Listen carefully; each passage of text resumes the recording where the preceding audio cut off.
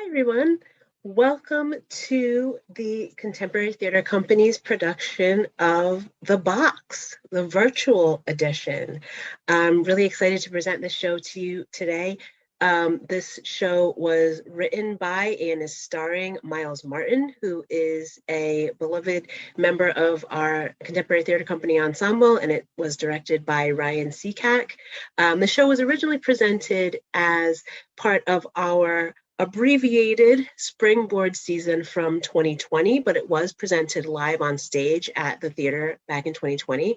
I fell in love with the show, as well as many of us on the staff did, and I thought it would make a great addition to our virtual season this year. So they've adapted it to the virtual sphere, and that's what you're going to see tonight.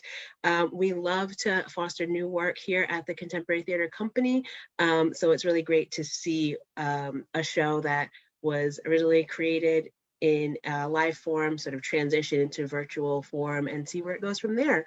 If you are enjoying this production, feel free to share it onto your own social media feeds. It will also be available on YouTube after as well, so feel free to share that also.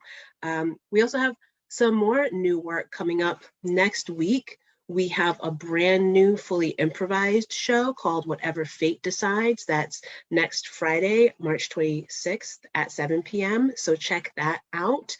And other things coming up in the virtual sphere as well, a lot of new content and material. So stay tuned for that. And hopefully as we move forward, we hope to be back in person this summer. So fingers crossed. Also, after the show, we will have a brief talk back with our writer and our star, Miles Martin, as well as our director, Ryan Seacack. So if you have any questions about the production as you are watching it, feel free to put those in the comment section of the live feed, and I will look at those and we'll ask our star and our director those questions. And now, without further ado, here is The Box by Miles Martin.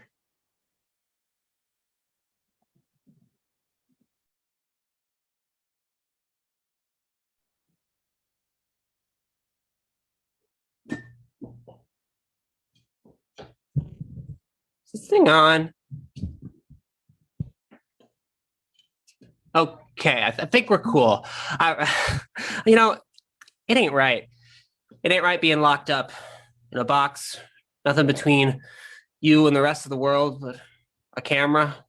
Ugh. It can fuck with your brain. Not me, though. I keep my brain nice and sharp. I can do anything I want. I can do mental math. I can add, I can subtract, I can multiply, divide. You think you can stump me? Throw something in that comment section. Tell me what's up. Try to get me. I bet I can get you. But first, bitch needs another shot. All right, let's see how I do here. Anybody?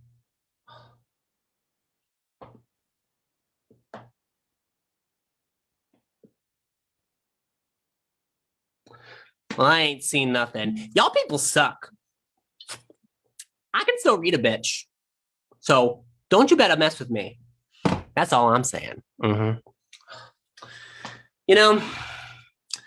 a lot of reasons you might want to put something in a box. Maybe you love it. Maybe you want to keep it safe. You want to quarantine it. Maybe it sparks joy for you. But you might want to keep something in a box because you don't love it. Maybe it scares you. Maybe you think it's frightening or dangerous. Well, my box is clear plastic, high quality Tupperware. And I got a camera so I can, transmit to all you people right now. So I'm guessing that whoever locked me up in here at least sort of likes to look at me and all the other insects that he has in here. You're probably confused. Well, let me help you out. So I am a ladybug, not a bug. Ladybugs are not bugs. I am actually a beetle. You see, if something's got bug in the name, and it is only one word, like ladybug, then it's really not actually a bug. But if it's got two words, like stink bug or like water bug, well, then that's really a bug. You know, same thing's true with flies. Like a dragonfly or a butterfly, because that's just one word, that ain't a fly. But a housefly, that is a fly. So yeah, I'm not a bug. I'm a beetle. Much better. Let's see. Who else do we have up in here? We have the ant. Now, the ant, if you want to talk about the box fucker with your brain, that ant, she'd be a little crazy. She talks a lot. And then we got the butterfly. Now, the butterfly, he likes to talk a lot too. And he's real full of himself. But, you know, I don't think I'd mind being full of him either. And then there's the queen bee. And she's a tough bitch. But if you don't mess with her, she ain't gonna mess with you. Well, anyway, then that's the whole gang, including me. You know, I guess we should be lucky that he likes to keep us alive at all.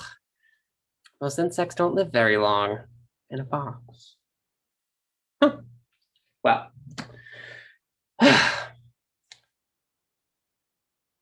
you know, you people don't know anything about us. You really don't. So that's why you give us stupid names that don't actually match what we really are. You know, I saw this video the other day. It was up on the YouTubes. And I saw these two drag queens, and they was holding this little tarantula here. And so anyway, they had this tarantula, and they was petting it, and one of them, this one who has this crazy space alien makeup, this bitch had the nerve to say, is a tarantula, does that count as an animal? Now, let me get one thing straight before I go on. A tarantula is not an insect. Insects are much, much better than tarantulas. But, to y'all, it's close enough. So I digress. Anyway, animal, not really an animal. Insects, tarantulas. Excuse me? Now, insects are not just animals. We are the largest group of animals up on this good earth. And beetles are the largest groups of insects, aka me, aka STFU bitch, aka all them hookers out there who think that insects do not count as animals better blend their blush and shut their mouth, girl, #red. You know, if you want another way to spot out a beetle, if you don't know what she's called, you can take a look at our shell. Nice, hard shells. I love my shell. It makes me feel so big and strong. When really I'm just, you know, a beautiful lady. Our shells let us rule the world. They can live anywhere we want. We can live in the desert. We can live in the snow. We can live in forests. We can live in meadows. We can live in people's houses, clearly in their basements, or we can live in people's beds. Ooh, especially you, Miss Maggie. Hello. What's up, girl? Hi. You want to come watch the show with me? Yeah, maybe? No? Okay, fine, whatever. You know, the other insects have done very well for themselves too. Between all of us, we live everywhere on Earth except for the ocean. Crabs and lobsters keep us out of there. And if you think I'm gross and disgusting and rude, don't you fuck with a lobster. They will pinch your motherfucking fingers off. You do think we are gross and unpleasant and rude. I should know. I can see right through you. You people all hate us. You think we're going to bite you, sting you, lay our eggs inside of you. Well, you know what's really gross and unpleasant and rude? Making assumptions about a group of creatures when y'all don't even know them. Maybe we just be trying to live the same way that you do. Maybe when you get stung or bitten, it's because you were going somewhere you shouldn't have been going or doing something you shouldn't have been doing. That kind of thing is scary for us. We're small. Duh. And you know, you people are afraid of us too. So what do? You squish us. You spray us with poison. You kill us. Some of you eat us. So you know what? Y'all hookers deserve to get stung. Oh yeah, I said it. Dropping me to drink.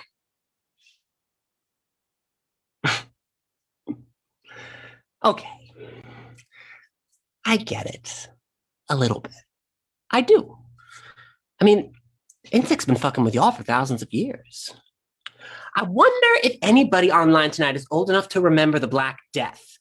I'm guessing not. I'm guessing no one's grandpa is up in here on Zoom on this good night. But anyway, Black Death, that was a plague that rid on the back of a flea.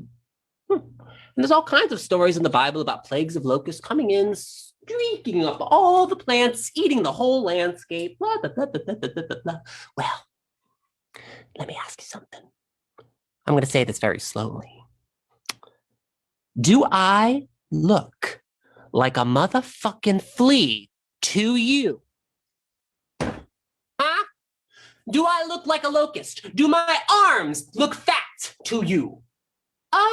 Probably not. And yet, I am trapped up in here while the fleas are out sucking on anybody they can find. And I do mean anybody. Oof. And the locusts are just out crunching on all y'all's plants. And I'm the one who's stuck in here. It is not cute. I'm a good insect. I am. I'm pretty. I'm charming. I'm good for a good time. I like to get down.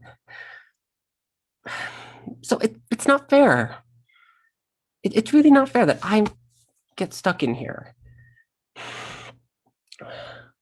You know, we had a new arrival this morning. A mayfly.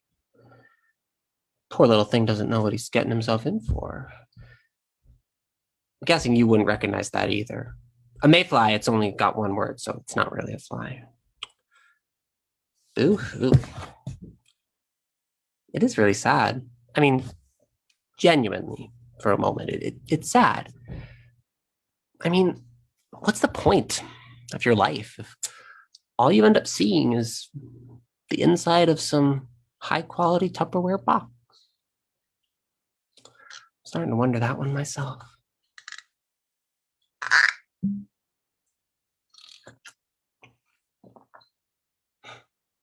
You know, there's another reason you might want to put something in a box. One that I didn't think about before. Maybe you just don't have anything better to do.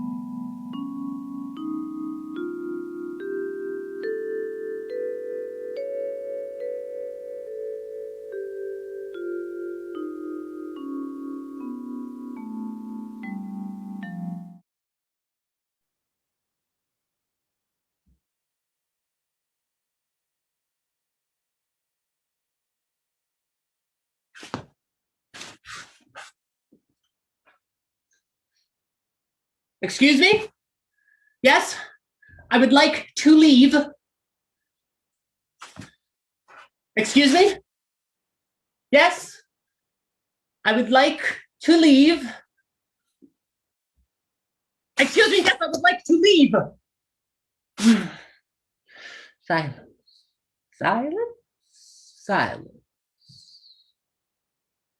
There are eyes watching me. They're watching my every move. Why are there eyes? Why would they want to watch me? Why wouldn't they want to watch something more interesting, like a movie or like an internet show that has drag queens who hold animals and question their identity, all as part of some larger existential drama, given the existence as uttered forth in the person who works a puncher and watchman of a personal god? Quack, quack, quack, quack, quack.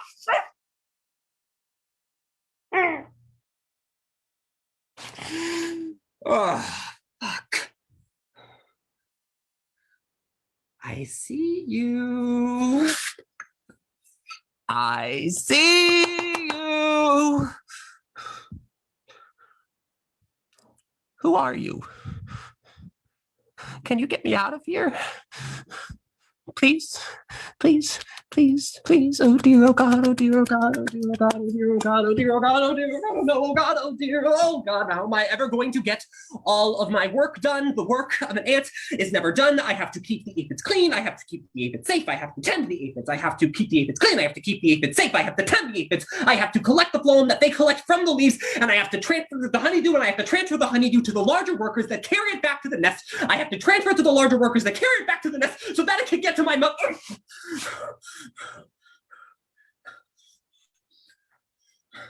Insect ants collect honeydew, with the larger workers collecting it from the smaller workers and carrying it back to the nest. I have to carry it back to the nest. I have to make sure that it gets to my mother. Mother. Mother! Mother. Oh, my mother's going to be worried about me. My mother's going to wonder where I am. She's going to wonder where my honeydew is. She's going to want me to collect the honeydew and transfer it to the larger workers that carry it back to the nest. I have to make sure that that honeydew makes it to my sister. She's going to be very upset with me. She's going to be mad at me. She's going to wonder where I am. She's going to send my sisters to come looking for me. My sisters are going to eat me. In addition, foragers feed on insects and plant juices. Oh, they're going to turn me into honey too. Oh, they're going to transfer me to the larger workers that are going to carry me back to this. They're going to make sure that I get to my mother. My mother's going to eat me. And you people, you're all just going to sit there and stare. You're all just going to sit there and watch me. You're all just going to sit there and you're going to feel sorry for me. Are you going to wish that you had thought of this yourself and you could keep me as a pet in one of those little ant farms? Or somewhere worse. I don't like it here. I don't like it one bit. If I can't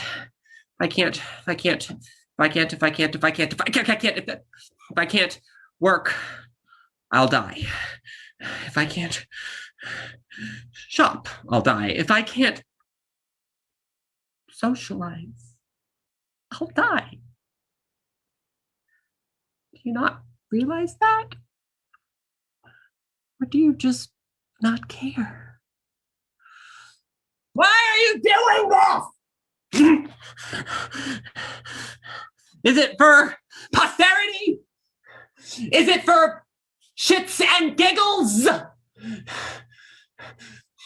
Is it like the ladybug says and you just don't have nothing better to do?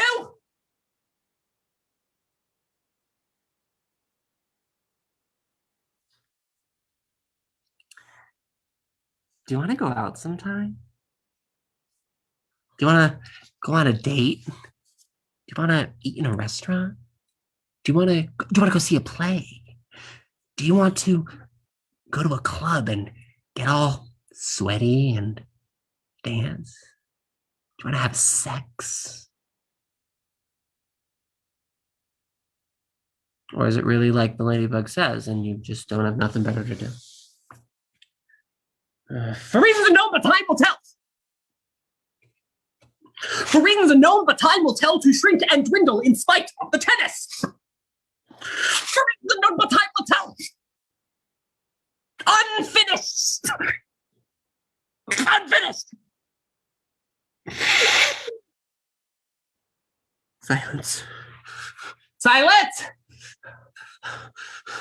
Silence.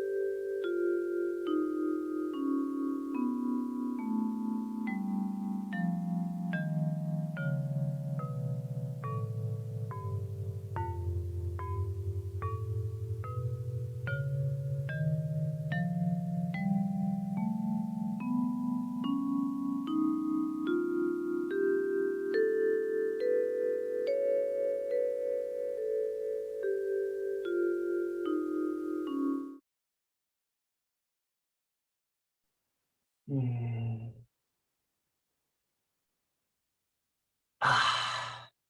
I am a god.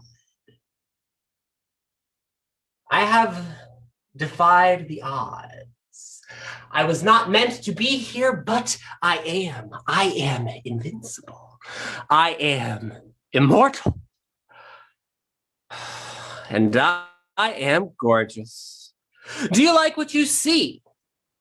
The camera is supposed to add 10 pounds, but all it ever seems to do to me is make me look even more gorgeous.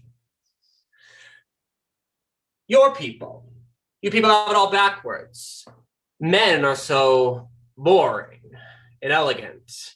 Women get all the glory of beauty, and I could not stand to live such a world. It is a perversion of nature of the highest order. You see, in the animal kingdom, it is men who get to be beautiful. We do it to demonstrate our fitness. We do it to demonstrate strength. We do it to impress the women. We do it to show that we have the energy to expend on frivolities and decorations like my beautiful wings. Oh, I love my wings. They're so rich and blue. An ugly male is a hungry male, and he is one that has no business with a woman. The males of my species have so much more to prove. We are not meant to be born, and if we are born, we are not meant to survive. It is an old plague. It hides inside the bodies of mothers and rots her male eggs. Those who do manage to hatch die painfully. They rot from the inside out. You humans would call it a bacterium, but to us, it is a test of our mettle. It is a test of our strength. Only the chosen survive to adulthood. I hatched along with 5 other caterpillars. I was the only male. I am invincible. To live is my destiny. I think my mother understood this about me. You see, in the butterfly world, the mother actually hangs around with the eggs, waiting on them to hatch. I remember feeling her shadow over us, particularly over me. I think even then, she knew that she had something special to protect. Of course, when I hatched, the others were suspicious of me. My sisters, the girls, they didn't understand me. They hated me. And they were jealous of me. I mean, I didn't understand why I was so different. We ate the same leaves. We grew in tandem. We shed our skins together. When the time came to become adults, we all stayed together in our little chrysalides, and we waited in silence for adulthood. But then we emerged, and it was then that I understood. After so much confusion, so much misunderstanding about how my sisters could treat me this way, I realized that when they emerged, they were brown, drab, and I was gorgeous. My wings are the deepest blue, and they have eyes on them, spots, eyes to look out over the world before me, the world that I would come to inherit. The first flight after my emergence was the happiest day of my young life. I remember looking out over the landscape, seeing all the butterflies, all female, all the other insects. And I had this feeling that everything I saw before me belonged to me somehow, that it was my domain. When I finally came time to consummate my destiny, I found a woman, and we did what butterflies have been doing for millennia. We fell silently into our respective roles. I mated, she laid the eggs, and I never saw her again after that. I'm certain that those eggs were male, though I suppose I can't really prove it. But what's more important, if anything could possibly be more important than that, is that my eggs exist. that they have come into being, that they live across time. They make me immortal. They make me invincible. They give me a legacy like a god. Like a god who has since been locked in a box. Don't think me naive. I know exactly where I am. I see the other insects around me. It disgusts me to be in here among them. The filth. Beetles and bees and that new little mayfly. It is most unbecoming. Does he not understand what he has done by locking me in here? He is in defiance of the oldest order of nature. Male butterflies get to fly free. If this principle is to fall apart, we would fall off of our pedestals into extinction and obscurity. But he doesn't know. I've been biding my time. I have the gift of flight. He has to open the box every so often. He just to change out the leaves and the water. So if I fly at just the right angle, if I fly at just the right time, I'm fucking out of here. And if any of you stop me, I will destroy you. Because I'm not going to die in here. No. Just because you have fulfilled your destiny does not mean you have to be done with your life. Oh.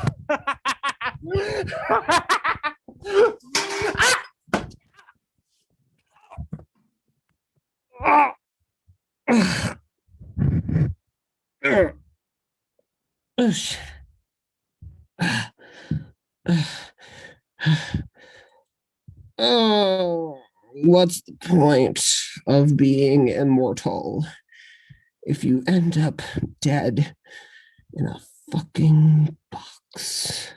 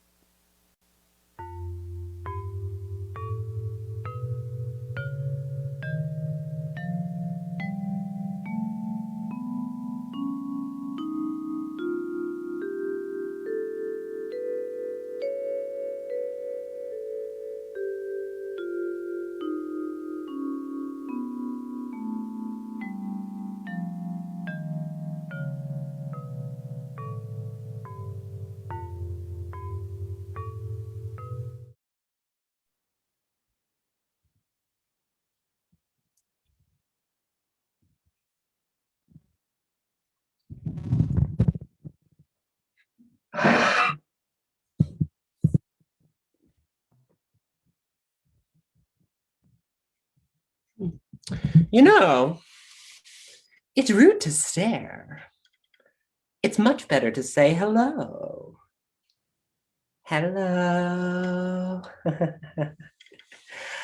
I am the mother of the current generation of the House of Apis. We are the most legendary house, and everybody knows it. We are the best of the best, cream of the crop. My children and I, we have an arrangement. I provide them life, I provide them a place to call their own, and in return, they take very good care of mother. They handle the housework, they make the honey. I'm more on the managerial side of things. I'm like executive realist. And it's a harder job than it sounds. I mean, without me, the delicate balance of chemicals that keeps everybody on task would be gone. I mean, they might be freer that way, but they would also be dead. In the winter, in the cold, they wouldn't know to huddle together for warmth. No, without me, without my motherly influence, destruction would rain down upon my house. It would fall into flaming chaos. But all that said, the life of a queen mother is not an easy life. I mean, I remember that the very first thing that ever happened to me was deciding which one of my sisters to kill first. I mean, we were a selection, an elite selection of my mother's children, born and bred to replace her. And so then when the time came, it was either sting or be stung. I stung. Did you know that the sting of a queen is not barbed? That means she can sting as many times as she needs to. A daughter kills herself to sting just once. I mean, it's not to protect herself, per se. I mean, my children do a very good job of protecting each other. The reason that my sting is not barbed is to protect me. A mother is no good to her children dead. And there's no point in being a ruler if you're not the most powerful and dangerous version of yourself. So no, I don't feel the least bit guilty about killing them either. Don't ask. Though I wonder if I should feel guilty for having enjoyed it so much. Fuck that noise. After that, after the stinging, it was time to mate. Oh, I just despise men. They're disgusting. I mean, you're supposed to just let them swarm all over you and deposit their seed. I mean, I did it. Many times over, I did it. But I'll tell you, it's about the worst possible way to spend an afternoon. But it's also something that needs to be done. I guess that makes it like doing your taxes, huh? I mean, well, nobody ever said that life was going to be fun. So after that, I came back to the hive and was ready to start my family. It didn't take too long for all the bees left over from my mother's reign to die, and then all the children in the hive were mine. Bees don't live very long, except for the queen. I've watched millions of my children emerge, live, and die in the course of their life. Sometimes I wonder, who has it worse? Me? Or them? Is it better, like them, to live a short, singular life? Or to linger? To become aware of the absurdity of your own existence? I wouldn't know. I never got to weigh the options. I suppose nobody ever does. And that's really quite a shame. I mean, the one place I never thought I would end up being is down here. Locked up in a box, locked up in the rest of the world, locked away from my children. I suppose it's both lucky and unlucky that I'm here. You see, I had just taken my swarm, and what that means is that I gathered an elite selection of my children, and off we flew in search of a new hive together, furthering the legacy of the House of Apis. So the unlucky part is that those children are all dead, or they're going to kill themselves looking for me. It's remarkable, really, that he was able to sort me out from them at all. You see, a mother bee doesn't look that different from her children, but there is a big difference. I mean, lose one bee and a daughter, and, you lose one bee, but lose a mother, and you might lose thousands. I suppose I ought to cry for those children. But I told you already, I've seen all of this before, millions of times over. If I were to weep for every one of my dead children, I would drown in my sorrow. I wouldn't be able to do anything else. That aunt died. Finally. The one who never shut up, worried herself to death. I mean, poor little thing, but no surprises there, really. Do you think her mother is going and digging herself up from the earth to weep by her carapace? I should think not. If you do think that, then I'd like to smoke what you're drinking. So no, I cannot weep. I shall be proud of the house that I had a hand in building. You see, the old hive, a new queen has already risen up in the ranks to replace me, just as I did before her, an elite selection of one of my children. So the house continues. The house is just fine. So you know what?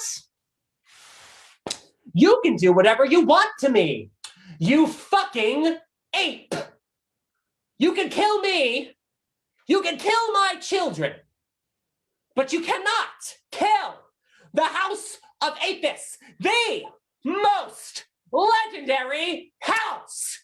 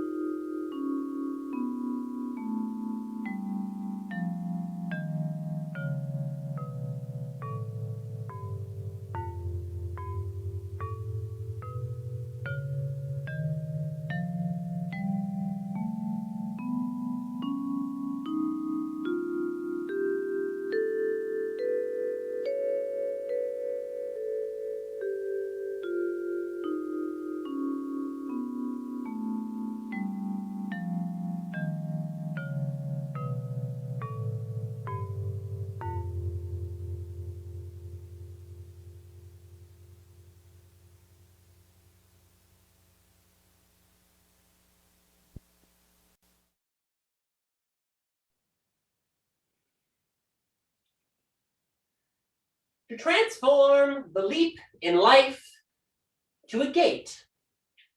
To express the sublime in the pedestrian, absolutely. This is something that only the Knight of Faith can do. And it is the one and only marvel. I don't suppose there are any Kierkegaard fans in the house, are there? And if all you're wondering after that is how a mayfly knows who Kierkegaard is, well, you're asking the wrong kinds of questions in your life, honey. I mean, after all, even Nietzsche once said, our treasure trove lies in the beehive of our knowledge. We are perpetually on the way thither, being by nature winged insects and honey gatherers of the mind. So, if Nietzsche says that we can be philosophers, well, I don't care what anybody else says. I'll be just fine. Kierkegaard wrote a lot. And he was a really cool guy. He wrote a lot about how the path to enlightenment is all about believing in God, but also simultaneously realizing that God cannot possibly exist, but you believe in God anyway, because you have to leap into faith. You have to throw yourself into faith. Now, I don't really know about that part, truth be told, but I really like what he says about the sublime in the pedestrian. I like the idea that the way to get enlightenment in your life is less about doing any one amazing thing and more about doing whatever it is you can do and whatever it is, you should be doing for as long as you have. That's comforting for those of us with very short lives.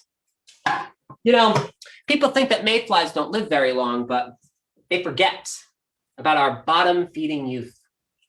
I spent most of my childhood under still water, eating scum.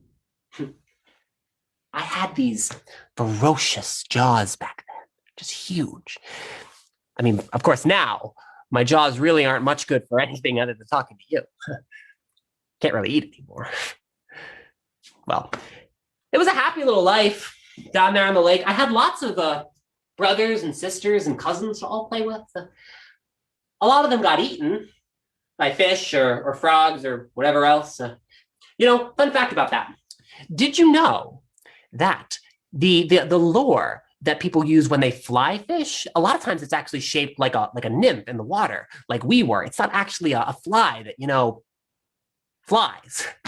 I mean, it was sad, I'll admit, losing all of those family and friends.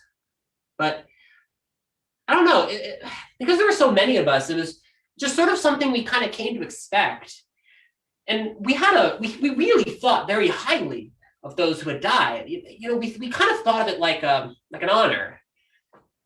So, I don't know. I mean, it was sad, but is it really the end of the world? You know what else we used to do?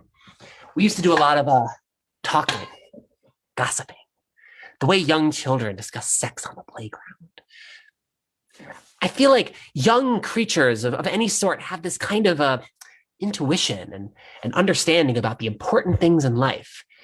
It's this clarity and this insight that we kind of just grow out of. And I wish we didn't. I think more people could use the wisdom. Well, anyway, it was that same wisdom that told us that we'd be dead in 24 hours once we took our first flight. We're all born around the same time, so we tend to emerge at the same time too. And when we finally came out, it was incredible. A swarm of mayflies is really something to see. I mean, we coated the sky. We blocked out the sun. We were this plague of reproduction coming unto the world. I don't know if there's a human equivalent I can really describe to what it's like to be inside of that. The only thing I can maybe think of is running a marathon or going to a Beyonce concert. I mean, if we just stayed in that swarm, I don't think I'd be here. I mean, he wanted one fly, and he had two in his net, me and some other guy. I didn't know him, and he picked me. I mean, some people might ask why, but I don't really think there is a why. I mean, I was not able to mate, so he should be able to, I'm here. I'm in this box. And now I'm never going to mate.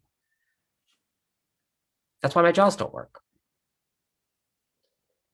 And, to be honest, I'm kind of okay with that. I know my place. I think a lot of unhappiness and discomfort comes from not knowing your place or thinking you deserve more than what you're going to get. Take the butterfly. I mean, he was perfectly okay in the box. I mean, but he he had to get out. He had to get out. So he flew away and broke his wing. And now he will never fly again. That's why I'm going to keep my mouth shut. You know? I mean, maybe that's resignation. Maybe that is complacency. I don't know. But what you might call complacency, I call contentment. Zen. Peace. Because, you know, life is pain. And then you die. And there's really not that much we can do about that. I think what really matters more is if you can ask yourself, was I happy with what I did? How do I feel about what I did? And I think I feel pretty darn good.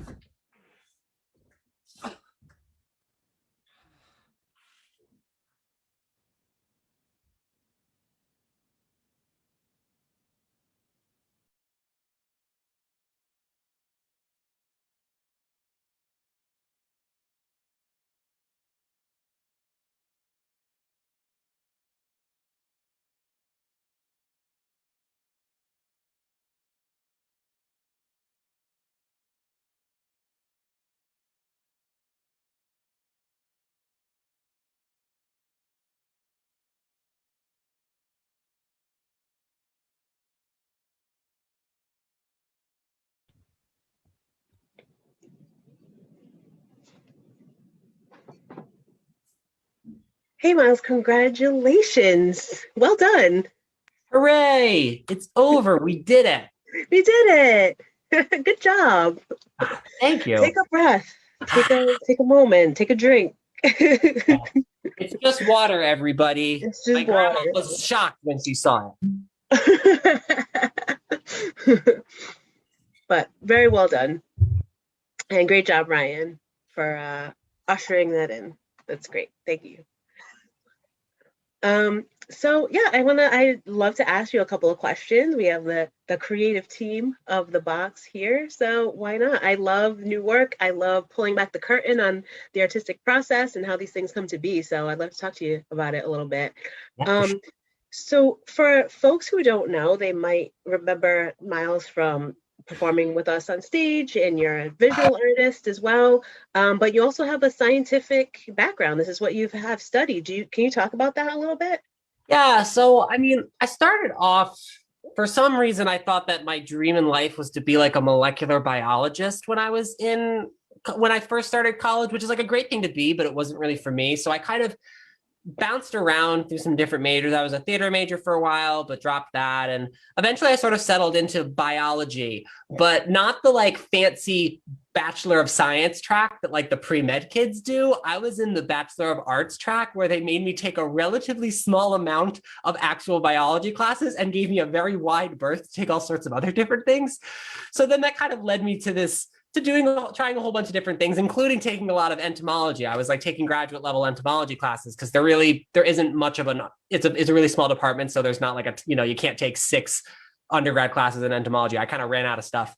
So entomology, for those who don't know, is study of insects. And so I kind of leaned really hard into insects. But even when I tried research in that space, it was more fun than the molecular biology stuff because I was able to like go out and, collect little things and, most of the time I spent like tending plants actually, but I still was kind of like, research, not for me. I can't just love one thing forever, which is kind of what you have to do as a researcher. So I ended up kind of leaning more into science communication. And that, has manifested itself in many different ways. My full-time job is I write science-y things. But yeah, it's always been in the back of my mind to do like science plays. And this was actually my dissertation project for my master's in science communication. So it's been a long time coming in various iterations. Yeah, so that's sort of where this came from, and my science background, which I realized was your actual question. Yeah, no, that's great. So it kind of leads into another question. What inspired you to write this particular play, and why did you pick those particular insects to showcase in Yeah. the play? So the original version of this play actually the only one of the original insects that was in the first version of this play, because there's been three iterations. There's been the two that I've done at CTC, which have been relatively similar. One of them being tonight, the other one being last year, and then I did it for my master's. So the reason the whole insect play idea came about is essentially I needed some sort of creative sort of thing to do dissertation project that was about science communication. So I wrote this little bit more like kind of educational, like the kind of thing that might be like more at a museum. It was much more family friendly, and it had different insects. The only one that made it over was the bee. And then I came back after that, and I was like, that was fun. Like, I'm glad I got to do that project over there, but I kind of had to fit it to what the people at the program wanted my creative product to look like. My sort of teacher was very she's rather opinionated, so I knew kind of I was like, let me make this something that's going to get me a good grade. But then I came back and I was like, why couldn't I just make this? I don't know, give it a bit more attitude, give it a bit more philosophy, because I mean I like philosophy. I was taking philosophy classes at the same time I was out collecting insects. And so it just sort of turned into kind of a thing. And so the reason I picked these different insects is because I wanted to get kind of a range of the different types, and I just sort of I was I don't know, I was workshopping ones that I could give felt I could give strong characterizations to, and also could sort of find them kind of an existential stance. So I was like, okay, what would a mayfly think about being trapped? Because a mayfly is like the ultimate existential insect because it emerges as an adult and just dies. You know, what if there was this ladybug who was like kind of genderqueer and who likes to yell at people? You know, that felt like a strong character choice. And I was thinking about with that a little bit like the ladybug from Bug's Life. Yeah, Like right. you know, like it was just a way to subvert expectations. Like, wouldn't a male butterfly of this species where, and like many different insect and other animal species, where the males are just like these crazy beautiful things and the females are just like these little brown specks, what would a male, how would that express as some sort of like toxic masculinity? Like, I just sort of one facet of each bug kind of informed some version of the character and what they were kind of thinking and feeling. So, I mean, I workshopped a bunch of different ones, but you know, and maybe one day I'll make it longer. I don't know. I don't think more than 30 minutes is necessary for this, you know, a play where nothing really happens, but um but yeah, so that's sort of where the bugs came from, the individual ones at least. Yeah, cool. I think this question is kind of for both of you. Um, do you, well, Miles, this is like the kind of the third iteration of this play, but can you talk a little bit about if you feel like it has a special kind of relevance now? I think like when I'm watching it, t being trapped in a box feels different than when I watched it in 2020, Yeah. in the beginning of 2020. Yeah. You can both answer that if you Yeah, want. I mean, I have plenty to say, but I feel like I've been chatting a lot. So Ryan, do you have anything to say?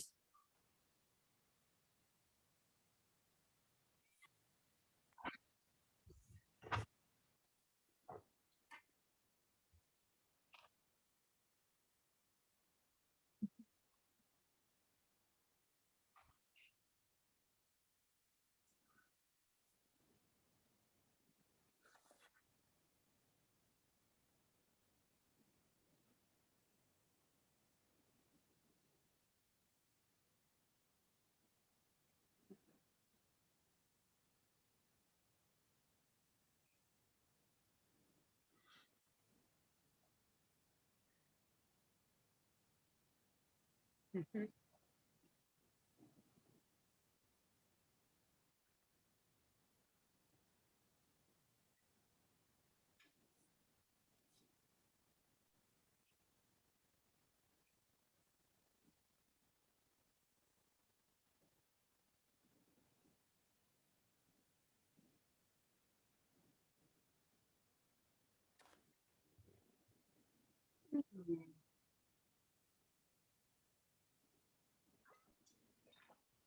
Yeah, that's interesting. Can you hear the rest of us?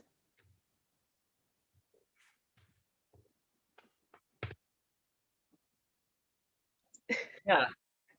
Yeah, for sure. Yeah, I mean, it's kind of when Tammy asked me to do this, I was like, okay, I have to do a play about I have to do a play about captivity as a Zoom play. Like that's, I don't know.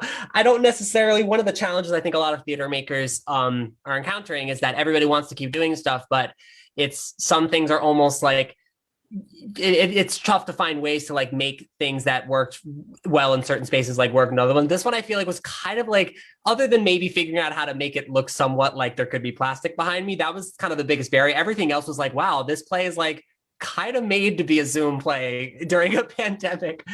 And there were some small textual changes that I kind of threw in there to kind of make it feel like there was a camera there. You know, the camera adds 10 pounds, nothing but a camera between you and the rest of the world. So but it wasn't really, I went into the script thinking, oh, wow, I'm going to have to change all this stuff to make it like Zoom friendly. And then I kind of added just like 4 lines. It just seemed to kind of work because it just feels so, you know, everybody feels this way. And one of the things we did was we sort of looked at ways of incorporating, like, you know, what are coping strategies for this? Like I didn't have any props or anything during the first run of the show. So the drinking of the ladybug ended up becoming a good character choice, but also was like, okay, people are definitely drinking a lot now and just yelling at the cameras. So, you know, why not have one of these characters do that? So yeah, I like that worked out. I'm not sure there's other as many great examples of like plays that, you know, we're able to make that transition with essentially so little work. Yeah, I think that's one of the things that I really love about theater in general is it's the type of medium that you're meant to revisit kind of over and over in different times and different places, different moments in time. And to me, a really good piece of theater is one that you can revisit in different times and it hits you differently depending on when you're watching it.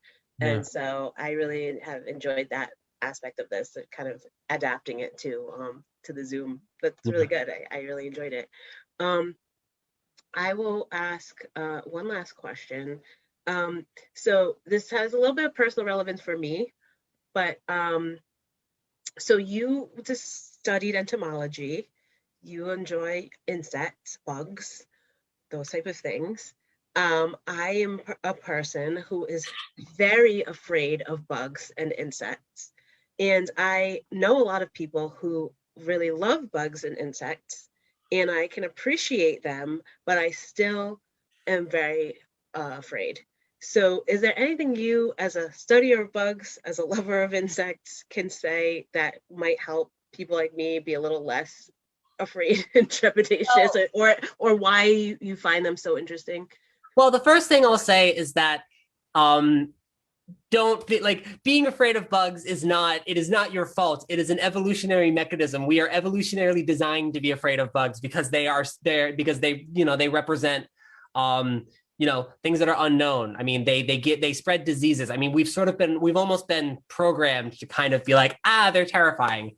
So, I mean, really, I think the only way to kind of fix that problem in terms of well, I mean, number one, it's not necessarily a problem that needs fixing. I mean, the thing that I do struggle with when I meet like very anti-insect people are people who are very adamant about, like, they truly hate them. And they're like, I wish they were all dead. People who kind of don't understand like the massive role that these creatures play in literally our day-to-day lives. I mean, if all the species of insect were to disappear, we would literally live in a barren landscape. Like there's like a huge amount of plants rely on these things, and they also sort of serve these larger ecosystem functions.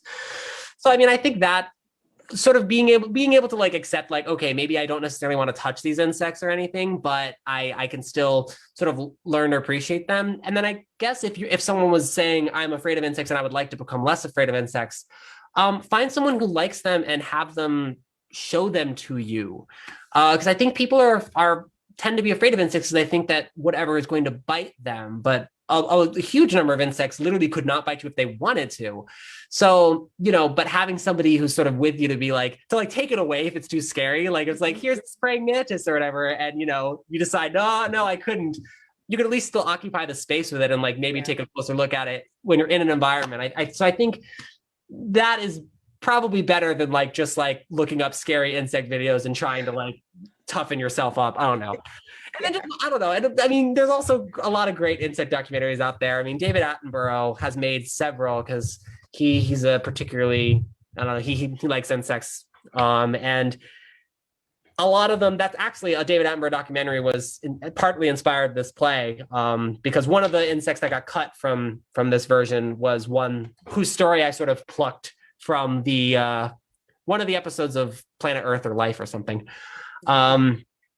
So that's another way, because I think those things tend to also help, kind of like something like this, make them a little bit like, oh, you have a story, you know, like you need a little bit of anthropomorphism, I think, to learn to love insects, which is not really how they operate. Like they don't think they're cute. Their brains nothing like that operates anywhere near to what a vertebrate does. It's just like, but you can pretend. And I feel like that's kind of like watching a play about insects. That's a way to make them slightly less scary, you know, think about them as little people.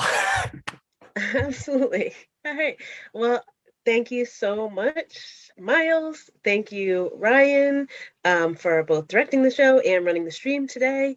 And thank you, everybody, for watching, and tune in to all the other great stuff we are going to be streaming for you on our Facebook and YouTube at the Contemporary Theater Company. Good night, everybody. Hooray. Good night, everyone. Thank you. Thank you.